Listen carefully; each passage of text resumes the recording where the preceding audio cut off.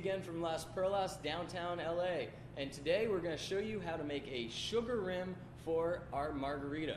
Now here at Las Perlas, we actually don't have any drink that has a sugar rim, but since we are a craft cocktail bar, our drinks constantly change. So we have a couple different variations. One of them is for our spicy daisy.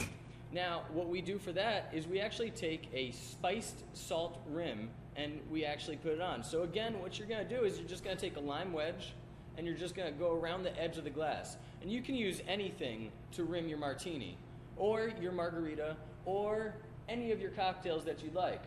So what we're going to do is we're just going to take the lime, and you can use different colored sugars, you can use different colored salts. In this case, it's a spicy salt. It's got chili arbol, orange zest, and a couple other chilies in there with kosher salt. And we're just going to put our glass right in there after we've gone along the edge, knock off any excess again, and then boom, just shake our drink one more time, throw it right in the glass. And there you have how to rim your margarita with anything from sugar to a spicy salt to whatever you'd like. My name is BC, and this is Las Perlas, downtown LA. Enjoy.